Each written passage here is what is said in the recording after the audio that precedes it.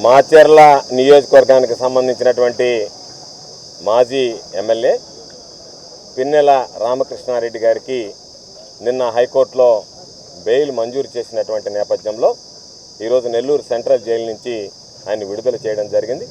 ఇప్పుడే ఆయన విడుదలై బయలుదేరి వెళ్ళడం జరిగింది. అయితే దాదాపుగా జూన్ 26వ తేదీ రామకృష్ణారెడ్డి గారిని రిమాండ్ చేస్తే 58 రోజులు అంటే ఈరోజు ఆగస్టు 24వ తేదీ వరకు ఆయన్ని నిర్బంధంలో ఉంచడం జరిగింది. ఎప్పటికప్పుడు రకరకాలైనటువంటి సెక్షన్లు నమోదు చేయడం, అనేక రకాలైనటువంటి సెక్షన్లు జత చేయడం, ఏదో ఒక విధంగా కక్ష సాధింపులకు పాల్పడాలనేటువంటి ఆలోచనతో చంద్రబాబు నాయుడు ప్రభుత్వం ఆయనని దాదాపు 2 మాసాల పాటు జైల్లో ఉంచడం జరిగింది. ప్రజలకు సంబంధించినటువంటి వ్యక్తి, ప్రజానాయకుడు, 4 సార్లు వరుసగా తిరుగులేనటువంటి విజయాన్ని సాధించినటువంటి వాడు మాచర్ల నియోజకవర్గంలో.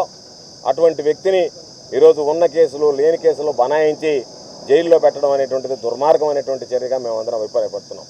కాబట్టి ఈరోజు వైఎస్ఆర్ కాంగ్రెస్ పార్టీ శ్రేణులకి ఎవ్వరికి కూడా మేము చంద్రబాబు నాయుడు ఏదైనా మాట్లాడినా, ఏదైనా వైఎస్ఆర్ కాంగ్రెస్ పార్టీకి అనుకూలంగా వ్యవహరించినా కేసులు పెట్టాలా, వాళ్ళని జైళ్ళకు పంపించాలనేటువంటి ఆలోచన చేస్తున్నాడు.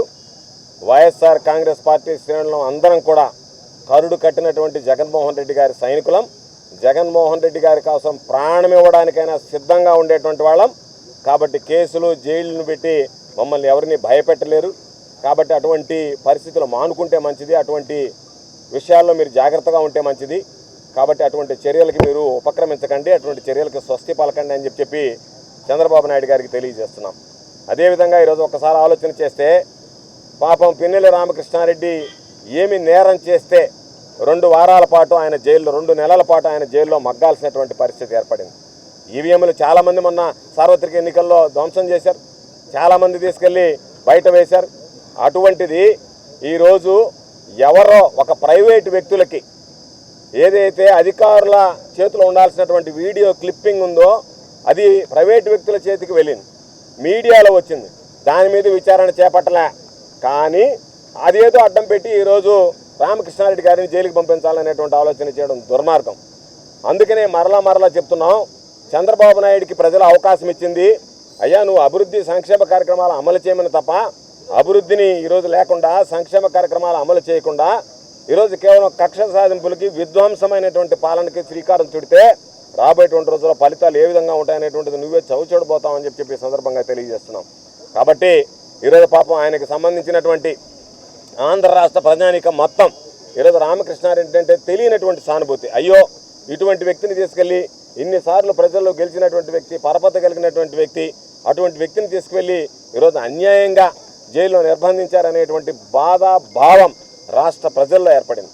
ఆయనకు సంబంధించినటువంటి బంధువులు కావచ్చు, కుటుంబ సభ్యులు కావచ్చు, పాపం సన్నిహితులు కావచ్చు, శ్రేయోభిలాషులు కావచ్చు, ఎంత తల్లడిల్లిపోయి ఉంటారనేటువంటిది ప్రత్యేకంగా చెప్పాల్సినటువంటి అవసరం లేదు.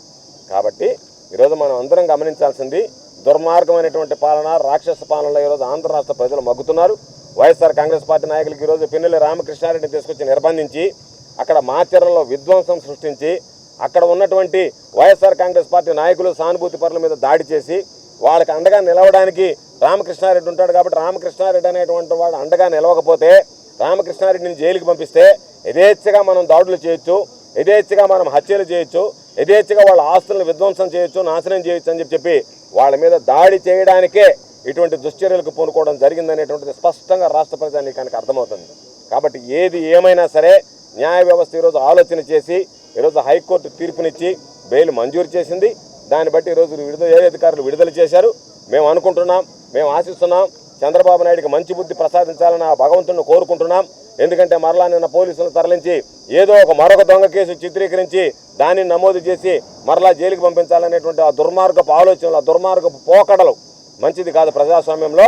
కాబట్టి ఏదైతే నువ్వు ఈరోజు చేస్తావో గుర్తుంచుకోవాల్సింది, మరలా తిరిగి అదే రోజులు పునరావృతం అవుతాయి. ఎవ్వరు కూడా ప్రజాస్వామ్యంలో ప్రభుత్వాలు ఏర్పడినప్పుడు కక్ష సాధింపులకు పాల్పడాలనేటువంటి ఈరోజు నువ్వు ఆ దినాన్ని కానీ తీసుకొస్తే, అటువంటి దాన్ని కనుక నువ్వు ప్రయత్నం చేస్తే, అటువంటి కార్యక్రమాలను నువ్వు పరిచయం చేస్తే రేపు జరిగేటువంటి దానిలో ఎప్పుడు నీకు సంబంధించినటువంటిది ఎప్పుడు నీకు అధికారం శాశ్వతం కాదు. 2014లో 106 సీట్లతో గెలిచినటువంటి నువ్వు 2019కి వచ్చేటప్పటికి 23 సీట్లకు పరిమితమయ్యావు. బహుశా ఈరోజు సంకలు గుద్దుకుంటున్నావు, నేను 164 సీట్లు గెలిచాను, నాకు ఎదురులేదని. ఈరోజు నీకు లేకపోవచ్చు, కానీ భవిష్యత్తులో జరిగేటువంటి పరిణామాలకి నువ్వు ఎటువంటి పరిచయం చేసావు, ఎటువంటి ప్రభుత్వాన్ని, ఎటువంటి పాలనని పరిచయం చేసావు అనేటువంటిది ఈరోజు అర్థమవుతుంది. కాబట్టి అటువంటి విధ్వంస పాలనకి ఈరోజు నాంది పలికి దాన్ని ఈరోజు సృష్టించినటువంటి నీకు భవిష్యత్తులో భారీ మూల్యం చెల్లించుకోక తప్పదు.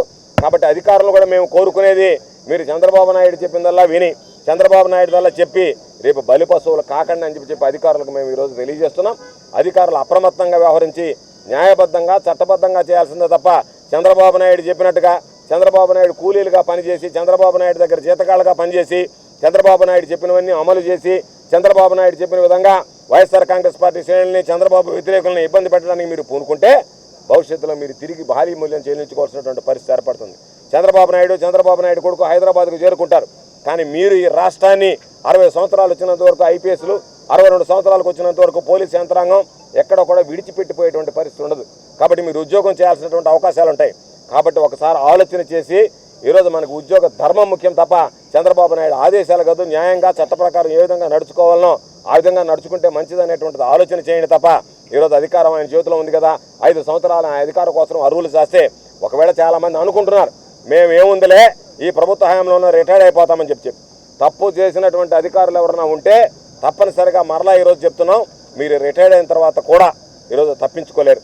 కాబట్టి అధికారం ఎవరికి శాశ్వతం కాదు, ప్రజలు ఎవరికి తీర్పునిస్తే వాళ్ళు ఆ పీట మీద కూర్చుంటారు.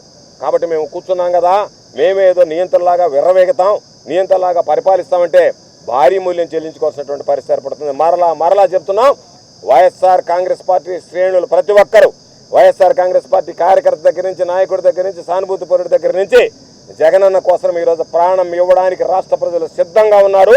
100 రోజుల పరిపాలన గురించి ఆలోచన చేసి చంద్రబాబు నాయుడు చెప్పాడు, 100 రోజుల పరిపాలనలో నేను బ్రహ్మాండమైనటువంటి పరిపాలన అందిస్తాను, 100 రోజుల్లో మీరు చూడండి షహబాష్ చంద్రబాబు నాయుడు అనిపిస్తానని చెప్పినటువంటి చంద్రబాబు నాయుడు ప్రజలు చీకొట్టుకునేటువంటి విధంగా, చీచీ ఇటువంటి వాడికి ఎందుకు ఓట్లు వేసామనుకునేటువంటి విధంగా, ఇటువంటి ప్రభుత్వాన్ని ఎందుకు తెచ్చుకున్నాం అనేటువంటి విధంగా, ఇటువంటి పరిపాలన ఎందుకు తెచ్చుకున్నాం అనేటువంటి బాధపడేటువంటి విధంగా ఈరోజు చంద్రబాబు నాయుడు ప్రయత్నించడం జరుగుతుంది. కాబట్టి మరలా చెప్తున్నాం, కేసులకి, అరెస్టులకి, జైళ్ళకి భయపడేటువంటి వ్యక్తులం కాదు. నీ మీద నువ్వు చేసినటువంటి తప్పిదాలను ఎప్పటికప్పుడు ఎండగడతాం. నువ్వు ఏ విధంగా ప్రవర్తించినా సరే అధికారం నీ చేతిలో ఉంది కదా అని ఎవరి మీద కేసులు పెట్టడానికి ప్రయత్నించినా, ఎవరి మీద కక్షాదింపులకు పెట్టుకున్నా సరే ధైర్యంగా ఎదుర్కొనేటువంటి మనోధైర్యం మా నాయకుడు మాకు ప్రసాదించాడు. కాబట్టి తప్పనిసరిగా రాబోయేటువంటి రోజుల్లో వైఎస్ఆర్ కాంగ్రెస్ పార్టీ శ్రేణులంతా నేను అనుకుంటున్నా ఇదే కూడా కొనసాగితే, ప్రజలు రోడ్డు మీదకి రావడం మొదలు పెడితే బహుశా చంద్రబాబు నాయుడు పరిపాలన కూడా 5 సంవత్సరాల కాలం పాటు చేయడం కూడా ప్రశ్నార్థకంగా మారేటువంటి పరిస్థితి ఏర్పడుతుంది. అటువంటి పరిస్థితులు ఆంధ్ర రాష్ట్రంలో ఉత్పన్నమవుతున్నాయి. ఎన్నడూ లేనటువంటి శాంతి భద్రతల సమస్యలు తలెత్తున్నాయి. మీరు ఈరోజు అనుకుంటున్నారు ఇక్కడ ఉన్నటువంటి పోలీసు యంత్రాంగం చాలదు, నీ దగ్గర పనిచేసేటువంటి పోలీసులు సరిపారు, నీ దగ్గర పనిచేసేటువంటి అధికారులు చాలరు, ప్రజలు రోడ్డెక్కి కడుపు మండి దీన్ని వ్యతిరేకించడానికి పూనుకున్న రోజు భారీ మూల్యం చెల్లించుకోవాల్సినటువంటి పరిస్థితి ఏర్పడుతుంది. నువ్వే ఆ రోజు ఆలోచన చేయాల్సినటువంటి పరిస్థితి ఏర్పడుతుంది, పశ్చాత్తాపడాల్సినటువంటి పరిస్థితులు ఏర్పడతాయి. కాబట్టి వీటన్నిటిని గమనించి ఇటువంటి వాటికి స్వస్తి పలికితే మంచిది అని చెప్పి చంద్రబాబు నాయుడు గారికి హితవు చెప్తున్నాం.